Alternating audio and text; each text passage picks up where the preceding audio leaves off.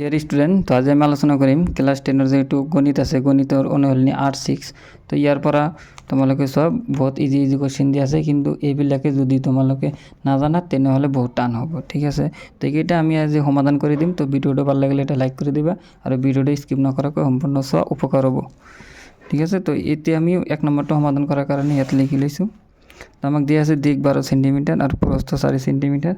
থেকে আমাক কি কৈছে আয়তৰ পৰিসীমা আৰু কালিটো নিৰ্ণয় কৰিব লাগে। তো আয়তৰ পৰিসীমা ইকুৱেল কি হ'ব, সূত্ৰটো তোমালোকে জানা যে 2 ইনটু দিক যোগ প্ৰস্থ, দিক যোগ প্ৰস্থ হৈছে। তো এতিয়া আমি মানকেইটা পাই দিম 2 ইনটু দিক কিমান আছে 12 সেন্টিমিটার, দিক আছে 12 সেন্টিমিটার যোগ প্রস্থ আছে 4 সেন্টিমিটার ইকুৱেল 12 আৰু 2 ইনটু 12 আর 4 যোগ করলে কেমন হবো 16 ইকুয়াল কেমন হবো 32 সেন্টিমিটার।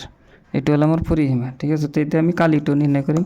তো কালির সূত্রটা কি আছিল তোমালোকে জানায় যে কালি ইকুয়াল কি হবো, কালি ইকুয়াল দিছো ইয়াত তোমালোকে দিবা যে আয়তর কালি, ইয়াত আয়ত বলে লিখি দিবা। আয়তর কালি কি হবো দিক ইনটু প্রস্থ, দিক ইনটু প্রস্থ। ঠিক আছে, দিক ইনটু প্রস্থ। তো দিকের মান কিমান দিয়ে আছে, দিক আছে 12 সেন্টিমিটার ইনটু প্রস্থ আছে 4 সেন্টিমিটার ইকুয়াল 4 লগত 12 লগত 4 পূরণ করলে কিমান হবো 48। ইয়াত কি হবো বর্গ সেন্টিমিটার। তোমালোকে জানা যে কালি বাইর করিলে আমার বর্গটা বর্গটা লিখিব লাগে বর্গ সেন্টিমিটার।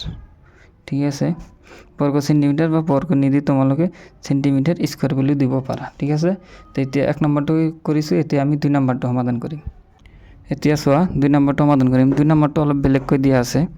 ইয়াত চোৱা কি দিয়া আছে যে এটা আয়তৰ প্ৰস্থ 5 সেন্টিমিটাৰ আৰু দিক প্ৰস্থৰ 3 গুণ। মানে প্ৰস্থ আছে 5 সেন্টিমিটাৰ কিন্তু দিক হ'ব প্ৰস্থৰ 3 গুণ। আয়তৰ পৰিসীমা আৰু কালি কিমান, আয়তৰ পৰিসীমাৰ কালিটো নিৰ্ণয় কৰিব লাগে। ইয়াত চোৱা প্ৰস্থ 5 সেন্টিমিটাৰ দিয়া আছে আৰু দিক কি কৈছে প্ৰস্থৰ 3 গুণ। তেনেহ'লে কি হ'ব প্ৰস্থৰ লগত 3 দিয়ে পূৰণ হ'ব। ইয়াত প্ৰস্থৰ মান হৈছে 5, তো এই দুটা পূৰণ কৰিছে কিমান হৈছে 15 সেন্টিমিটাৰ। এতিয়া আমি পৰিসীমাটো নির্ণয় করিম। কি হবে আয়তর পরিসীমা, আয়তর পরিসীমা, আয়তর পরিসীমা ইকুয়াল কি হবো সূত্রটা তোমালোকে জানাই আয়তর পরিসীমা ইকুয়াল 2 ইনটু দিক যোগ প্রস্থ। এই সূত্রটা মানে সকলোৱে জানে কাৰণ এইটো LP স্কুলৰ পৰাই ক্লাস 2-3 পৰা এইটো পোৱা যায়। তো এইটো কি হ'ব 2 ইনটু দিক কিমান তেনেহ'লে আমাৰ 15 সেন্টিমিটার আর যোগ প্রস্থ কিমান আছে 5 সেন্টিমিটার। 2 ইনটু এই দুটা যোগ করলে কিমান হবো 20 ইকুয়াল আমার কিমান হবো 40 সেন্টিমিটার। ঠিক আছে, তেতিয়া আমি কালিটো নির্ণয় করিম। আয়তর কালি থেকে আয়তর কালি, আয়তর কালি ইকুয়াল আমার কি হবো দিক ইনটু প্রস্থ, দিক ইনটু প্রস্থ।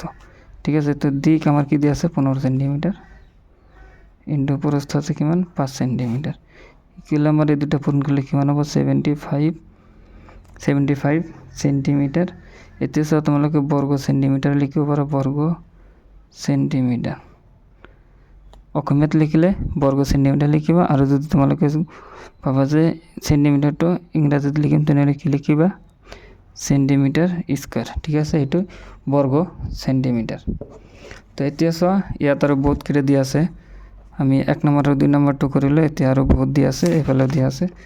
তো ভিডিঅ'টো ভাল লাগিলে এটা লাইক কৰি দিবা, আৰু ইয়াৰ পিছত আমি দুটা কৰিছোঁ, ইয়াৰ পিছত আমি গোটেইকেইটা কৰি দিম। ভিডিঅ'টো অলপ ডাঙৰ হ'লে তোমালোকে চাবা, উপকাৰ হ'ব। তো সেই ভিডিঅ'টো চোৱাৰ কাৰণে চেনেলটো ছাবস্ক্ৰাইব কৰি দিবা। আজিৰ কাৰণে এইখিনি, বাই বাই, টাটা।